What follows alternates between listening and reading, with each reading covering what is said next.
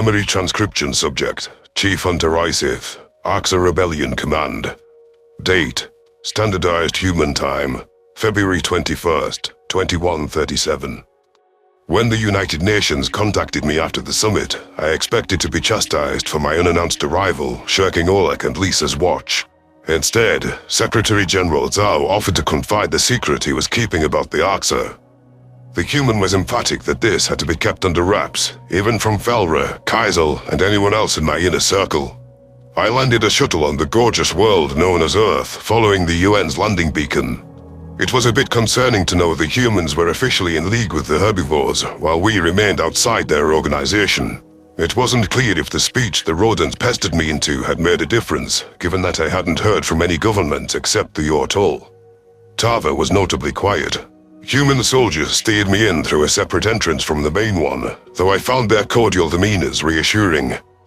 It wasn't clear what the Secretary General felt needed to be passed along in person. I hoped the request for a face-to-face dialogue meant I was in the United Nations' good graces. My docile friend's most compelling argument for attending the summit had been that an effective rebellion required external military support. Our success hinged on how much the Terrans or their allies chipped in to our cause. While it didn't suit me to beg like a leaf licker, I would attempt to gauge their war plans. Do humans view us as full allies? Unless they're crushing Alpha underfoot tomorrow, this revolution needs to be more than an afterthought. What could be a lock-and-key secret about the Arxur from the archives? I mused to my escorts, who only acknowledged my words with the twitch of their binocular eyes. We already know the truth about the conspiracy, yes? The humans clearly had been ordered to stay tight-lipped about the purpose of this visit, so I fiddled with my holopad while waiting for Zhao. The Secretary General strolled into the room within minutes, which suggested he'd been here in anticipation of my arrival. It was another positive sign that the leader of Earth respected my time. His personal guards were lax, further denoting that he no longer viewed me as a threat. The Terran dignitary extended his right arm, and I gripped it loosely in my own paw. A slight smile crossed his face before he seated himself across from me. I'm not here to put you through the ringer, since the Dwarten were no major loss. If I'm being honest, there were lots of groans among the diplomatic staff when we heard they were coming. Zhao chuckled. But frankly, Arxur, it wasn't a smart move on your part. You know how delicate it is just for us to appease the herbivores. Felra seems to have a negative impact on your decision-making, while also failing to maintain decorum, and making you appear weak to your kin. She's been good for you personally, but she's a negative influence on your judgment. She needs to go home. I flared my nostrils with indignation. I'm not going to ship my best friend back to Malu, gift-wrapped for the Kulshian occupiers. It was your people's idea to guilt me into rescuing her. General Jones miscalculated in my humble opinion. Her intent was for you to tilt the scales at Malu, not to grab one dosser and bolt. You're a great strategist, and you did need a push. But you've become distracted. You're not devoting your full energy to the movement. That'll cost you in the long run. I saved someone that is important to me. Jones wished to force me into openly rebelling, yes. Humanity has made no progress at Malu in months, so it seems bold to fling accusations at me for my selected engagements. You're correct to frown upon our progress, or lack thereof. The problem with Malu is we whittle down each other's drone forces, and the Kulshians send more to replace them as quickly as us. It's become a competition of how fast we can slap new automatons together, and they have the advantage of being entrenched in the system already. If we commit resources from other key areas, that opens us up to an attack elsewhere. Perhaps what they're banking on. So humanity is more focused on keeping its current systems and counterattacking. Precisely. Every system we fail to protect reflects on us. The Dwarten shield has been ineffectual. The whole of our industrial power can't go to one world. You need to intervene, whether for Felra's sake or for ours. Give us an edge to make headway. It was undeniable that the Dosser didn't belong among Arxur. Her presence was hampering my interactions with the rebels serving under me, many of whom would never accept her. Felra never complained about her homeworld being occupied, but I'd noticed how happy she'd looked at the sight of Dosser summit delegates. I'd grown accustomed to having a friend to talk to. However, what was best for her was more important than her commitment, preventing me from being alone. No matter the distance, we could chat via SwiftPair like we'd done before meeting up. Humans manipulated me into intervening at Malu when the attack first began, but at least Zhao has the decency to outright ask without trickery. Falra's behavior has forced me into some altercations to defend her honor. It's truly not ideal. I'll consider it, but we've lent our resources to rescue various cattle for nothing in return. I can't risk sustaining heavy losses without some guarantees and recompense, I responded.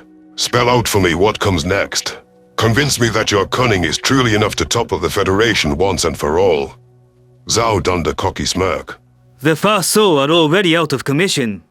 You and I both know they're not the military might of the Empire. They're schemers, meddlers, rewriters. The Kolshians are the ones with the secret army, and we have no idea of their full capabilities. But Arxur could be an impregnable fortress. They could well have an ace up their sleeve to play. But who said all of our cards were on the table? There's 3 phases left in the war. The first is defense. Should the tables turn at Malu, I imagine the Kolshians are biding their time to hit human territory. We know they want to cure us, so I'd find the use of biological weapons against the civilian populace likely. Have you made any progress toward undoing this cure? It would be of use to the Arxur, as this disease would be lethal against us. Even with emergency use protocols, I can't see us having a genetic reversal inside of a year. Especially with the life or death issues on our plate. We've been looking into this since learning about the omnivore manipulation from the late Nikonus. But knowing which human genes were targeted by the retrovirus via a before and after is insightful. It should accelerate our research progress a little. At least your kind can survive on vegetation, yes? I should hope your other 2 war phases aren't so dreadfully passive. It inspires minimal confidence. No, Isif, we're not content to sit back. The second phase is preventing the Kolshians' allies from joining the fray, since it's unfeasible to clash with hundreds of species. We keep them out of it, hitting any target we can, and make it a fair fight. The third part then, of course, is an all-out assault on Arxur, and we take it inch by inch. We storm the planetary defense systems on their satellite, like the landing at Normandy. Humanity must execute each of these phases simultaneously and to perfection. You can't be everywhere all at once. But we can make them think we are. Realization struck me like a kick to the teeth. That was the strategy humanity wanted my rebellion to employ against the Dominion. It was an arduous illusion to pull off, but the psychological effect couldn't be understated. Leaving the enemy looking over their shoulder, expecting an ambush at each turn, was the classic strategy of the Arxur. Could the Terrans rattle the herbivores further than we had with the more convincing rendition? I was intrigued to know how Zhao hoped to accomplish that, and whether I could replicate those strategies against Gisnell. We've discussed the state of military affairs long enough. I'm sold that the humans are planning to attempt to stamp out the last of the Feds in one grand push. Even the tireless Terrans can't keep up this pace of activity forever, can they? I'll draft a plan to retake Malu, but again, I expect some collaboration and aid, I decided. Now, I thought you summoned me here to impart something you found at the archives. Or was that a false pretense? Secretary General Zhao pursed his lips. I decided to tell you the truth, because I trust you and see you as an important ally. At the archives, we discovered a handful of Arxur kept in cryosleep, presumably preserved from long ago, in case the Far Soul ever took another go at curing you. What? That's incredible. I would love for these Arxur to join me. That's part of why I hesitated to tell you. You see, after learning about what the Arxur once were, many of them have become despondent. I feel like we're treading the same path as the Far Soul too, telling your people that aliens kidnapped them, but not us. Except it's true in this case. I don't follow. Knowing my own sadness to what we've lost as a culture, I do not see why humanity's role or their reaction to the present status quo would matter. Isith, Earth providing asylum to vocal critics of betterment, several of whom opposed that very ideology in their day, would destroy what's left of our outward neutrality with the Dominion. If word got out through your people, or we accepted the scattered pleas from this lot to join UN forces, it would be problematic. Regardless, I'm not sure they want to sign on to your rebellion. They're leery, even of you, learning about the cruel practices and your history. Disappointment fogged my mind. Ah, I see. My own people think I am a monster. You don't want me to get the wrong idea about their allegiance, or spread the word about what Arxur used to be. I felt it would be wrong to deprive you of the opportunity to speak with the Ancients.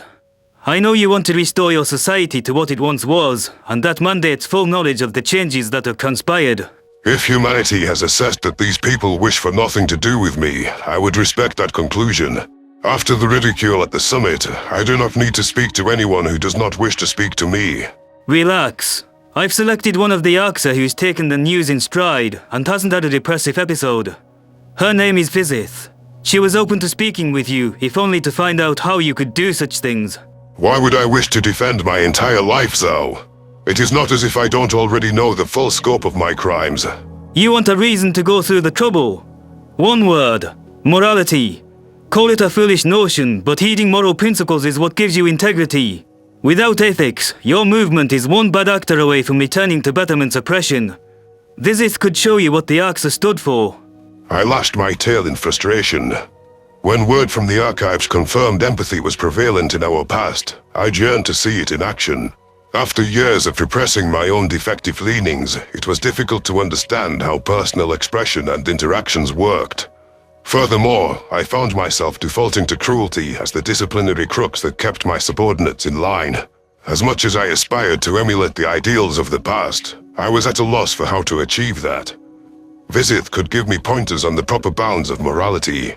Maybe we could become more like humanity through this conversation Zhao is facilitating. It's worth hearing what Vizith has to say. Very well. I leveled the human with a piercing stare, which he matched with his own brown eyes. If it helps return to the reason and honor that once guided us, I must do it. Peace for Arxur of the future. For every species among the stars is what I desire at any cost. Secretary General Zhao stood, beckoning for me to follow. Humanity has that in common, Isith. Maya talked about coexistence, and I championed protecting Earth, but it goes beyond both of those noble goals. If we vanished from the Milky Way tomorrow, I'd like for people to say we left the galaxy a better place than we found it. I know they will not say that about me. I have perpetrated too much tragedy. For what it's worth, it's my belief that history will be kinder to you than you imagine. The primate led me through a narrow corridor, which was cramped for my wider, taller form. Had I not been slouching, I would not fit upright within the dreary hallway. Arxur posture proved beneficial in this instance, as we ducked into an observation room that opened through Zhao's retinal scan. I stalked up to the window, curious for a peek at Vizith. The female Arxur was seated across from a blonde human who was playing some paper rectangle game with her. The glass was one way, while security monitors also captured the scene. Zhao approached a microphone, switching it on. Testing. Vizith, can you hear me? Are you ready to talk to the rebel leader I told you about? Yes. The huntress answered. In the interest of parity, I think we should trade questions. This ISIF figure can start. Swallowing with nervousness, I took Zhao's spot by the intercom. It's a pleasure to speak with you. May I ask whether you were around during the Fourth World War? I was more than around. I could have gone into politics, run for a small local office, but I served my country's military to oppose the genocidal maniacs that wanted to conquer the world and cull their own. My turn. If Betterment culled the good people, how could someone like you even exist? Blending in. You can't fully erase defectiveness, their word, from the gene pool. Assuming you have empathetic traits, which I gather from your speech, you would be put down today. Rest assured, I do not engage in such practices. Yes, how reassuring that you felt the need to specify that. I don't get how the bloc could have gotten away with killing people without an uproar from friends and family. Nobody fought back. Uproar? You had friends and family who cared about you. Normal Arxur did. Is that really your question? If I posited it to you in the interrogative, I suppose it is. By that logic, you asking why nobody fought back was an extraneous question. I'm astounded by how rigid and literal you are. I was expressing my shock that you people just let Riz rot. Even less social Arxur cared about their families and had a few people to share their subjects of interest with. It seemed impossible to have a functioning society without any connection. It's no wonder you have no conscience. With how self-conscious I was speaking to others, the criticism of my phraseology would have been enough to make me clam up before Vizith lambasted me as devoid of empathy. My conscience was why I shied away from talking food to begin with. Despite my efforts to oppose betterment, this huntress viewed me with unfettered hostility. It was difficult enough that the rest of the galaxy saw us as irredeemable monsters. To hear such rhetoric from my own kind needled shame deep within me. Secretary General Zhao knitted his brows with concern and seemed to weigh terminating the exchange. I was surprised when the human placed an oily palm on my shoulder, a quiet gesture of support. Visith's verbal attacks drew disappointment from Earth's leader, who'd hoped she would serve as a moral lighthouse to guide me through murky waters. I stepped away from the microphone to deliberate a better angle to approach the investigation. The human dignitary started back down the corridor, sighing heavily. A knock sounded from within Visith's room, coming from a separate entrance to her chamber. The blonde Terran accompanying the Arxur leapt to his feet with a baffled expression and propped the door open. My deflated demeanor was replaced by curiosity, prompting me to squint. The face on the other side of the threshold was Gajid, belonging to an individual the humans clearly weren't expecting. The primates displayed concern at the newcomer's arrival. If my fellow predators were worried, that could mean the herbivore was a threat to Visith's welfare. I gazed upon the hate-filled eyes of the Gajid and waited to see what his next move would be. It was clear the humans didn't think this spiky visitor had come with peaceful intentions.